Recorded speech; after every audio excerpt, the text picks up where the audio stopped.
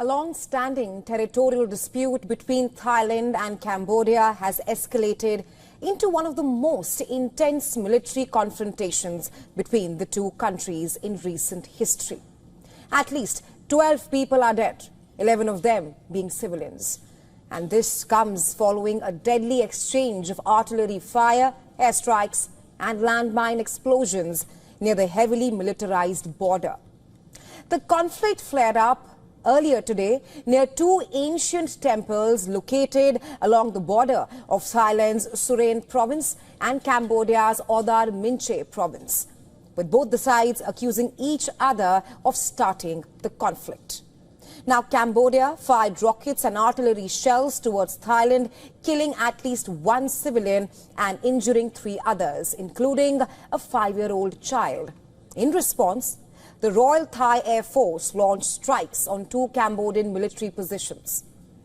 And visuals on your screens right now show residents in Thailand's Suren province bordering Cambodia running for shelter for cover as the neighboring countries exchanged fire.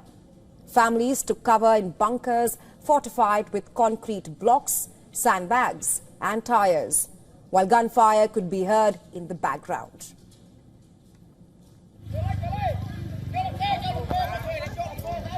No.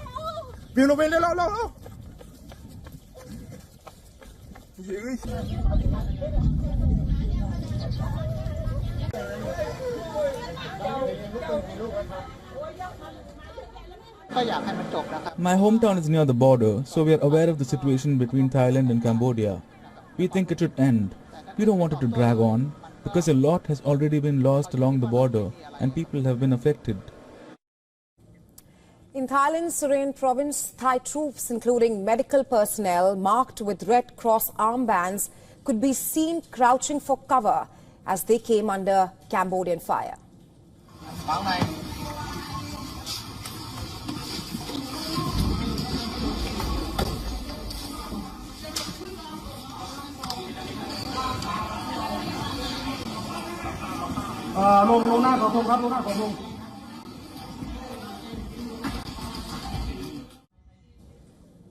Well, both the countries have now mobilized additional forces to the region. Thailand deployed convoys of military vehicles towards the front line.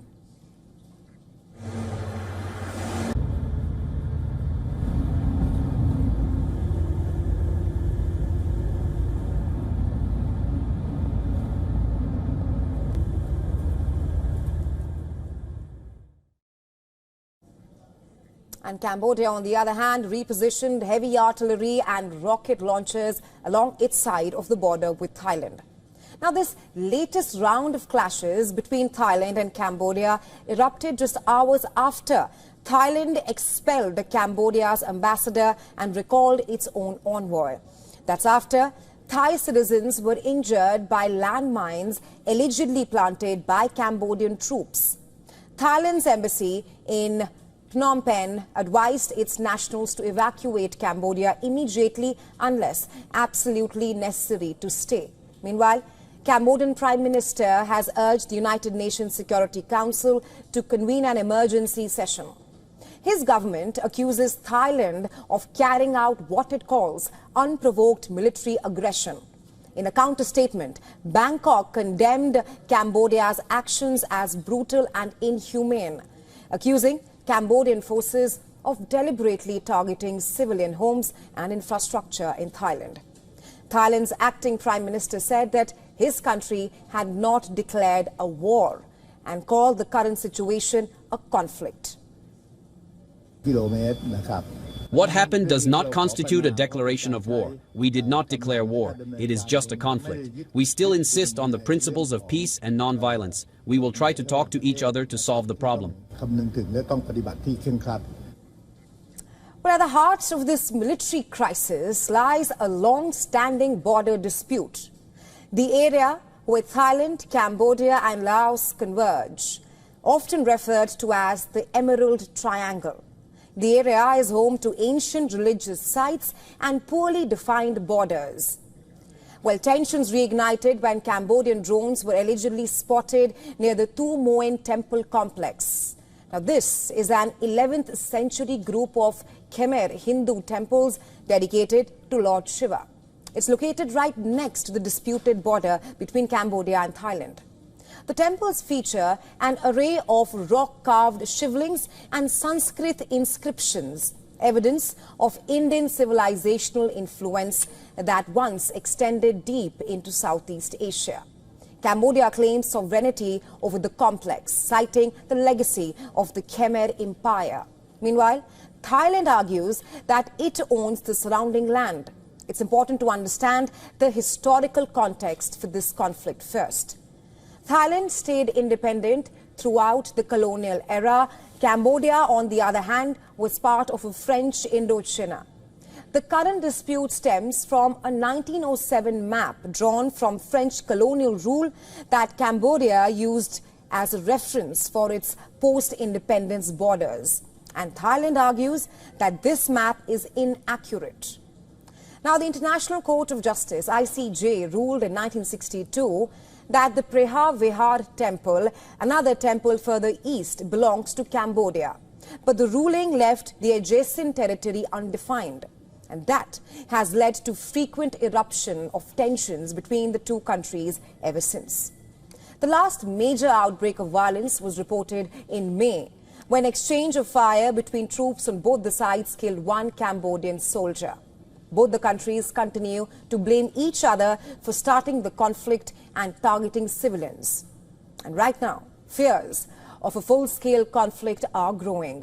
Locals on both the sides of the border say that the situation feels worse than previous flare-ups. And as of now, there is no sign of de-escalation, with military reinforcements arriving and diplomatic ties rapidly worsening. The ancient border temples, once a symbol of shared heritage between both the countries, it now appears to have become the heart of this deadly regional conflict.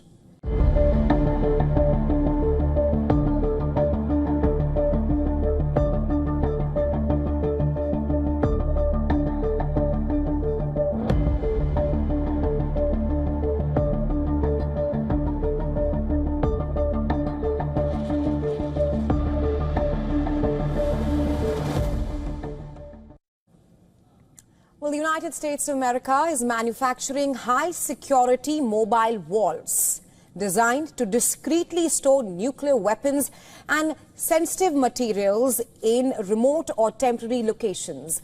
Now, these advanced storage systems are reportedly being built inside a standard 20-foot shipping containers, making them easy to transport and perhaps difficult to detect.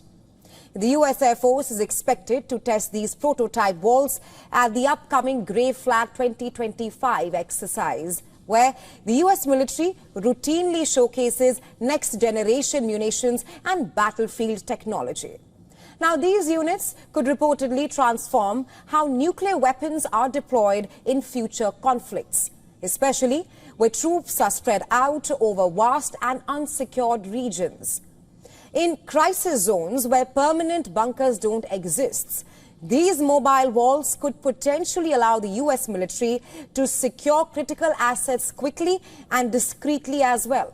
Traditionally, nuclear weapons are stored in fortified and fixed locations, but experts say that those sites would be obvious targets during a high-stakes confrontation. Now, by using these walls, the Pentagon could perhaps complicate enemy efforts to locate and strike U.S. nuclear stockpiles.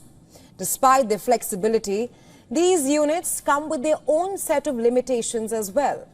Number one, they offer far less protection than traditional storage units and facilities. And the added security required to safeguard them could draw attention to their purpose as well. That perhaps also raises questions around how to integrate these walls into operations without compromising secrecy. Military planners will likely need an entirely new strategy to deploy these nuclear assets using such containers, and beyond nuclear applications, the walls could also secure other classified or high-value equipment in frontline areas. Since these are built into regular shipping containers, the walls can be moved by aircraft, trucks or ships without the need for any specialized infrastructure. This logistical convenience could perhaps be a major advantage, especially in fast-changing combat environments. And this also comes on the heels of the US quietly redeploying nuclear weapons to Britain for the very first time in nearly 2 decades.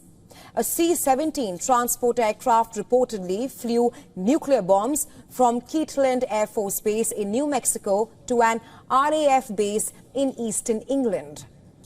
The base, RAF Lake Heaton, reportedly houses American F-35A fighter jets, which are capable of carrying nuclear bombs in case of a crisis.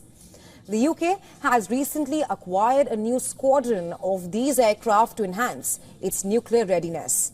Experts are now calling this the most significant expansion of Britain's nuclear deterrent since the Cold War.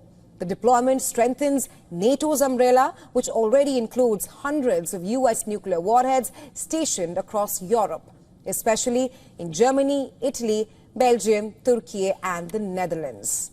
Now, this multi-layered nuclear strategy perhaps indicates that the West is reinforcing its nuclear deterrence infrastructure, both with traditional deployments and new technologies like these mobile walls. Well, for centuries, humanity has gazed upon the night sky, captivated by the singular bright light as a constant companion. Well, you thought Earth had just one moon. Think again. Scientists have now confirmed Earth plays host to over 6 mini-moons. Our next report telling you more.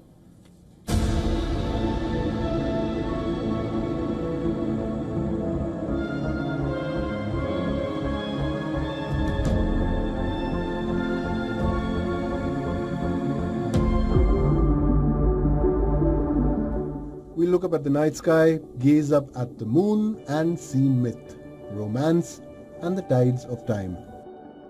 Yet behind that familiar face, a new celestial drama has surfaced. Earth, as it turns out, is host to a hidden entourage over half a dozen small natural satellites dubbed quasi-moons skirting our planet's gravitational grasp. The main moon, a colossal sphere over 3,400 kilometers wide. Now, scientists have identified 6 mini-moons. They are very small, with a width of only a few hundred feet, all of them orbiting around our planet. These cosmic hitchhikers, mostly a few meters across, hover in delicate orbits that last months or even years before they vanish into the solar system's void. This isn't merely a theoretical exercise. Sophisticated astronomical observations have definitively confirmed the presence of numerous, even if transient, smaller moons silently circling our world, challenging everything we thought we knew about our place in the solar system. Each discovery demands we rethink Earth's neighborhood. Not a lonely outpost, but a lively crossroad of cosmic drifters. As scientists probe further, these hidden moons open windows into early solar system chaos, planetary defenses, and space exploration itself.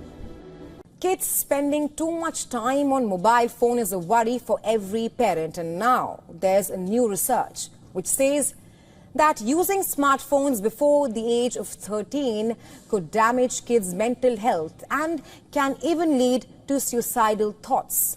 Watch this report on a study which is based on a survey of nearly 2 million people in 163 countries. Take a look.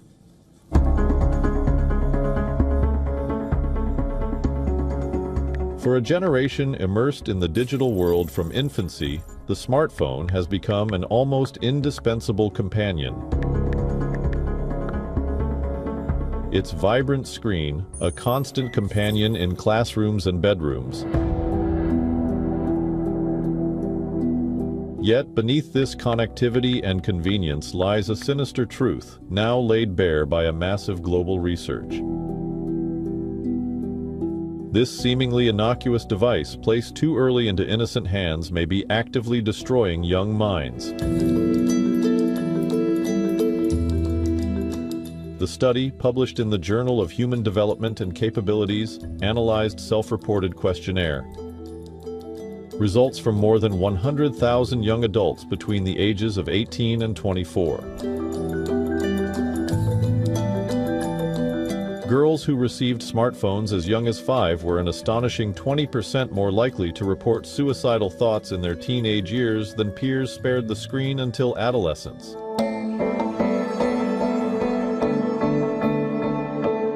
Boys, too, showed rising risk. Early adopters of smartphones consistently posted higher rates of depression, social withdrawal, and anxiety. Experts warn that brains still sculpted by childhood are simply not equipped to weather the tidal wave of cyberbullying, social comparison, digital isolation, and addictive design that come bundled with every shiny new device. These are things that could create emotional attachments or dependency. And, that I think is problematic for, these kids who are really still learning to distinguish between, what an authentic relationship is and what an artificial relationship is. For parents, the betrayal feels deeply personal. They see their kids locked on their screens, endlessly scrolling. Schools struggle to moderate the digital deluge. Experts say that parents should also keep their smartphones away and spend some quality time with their kids like in the good old times.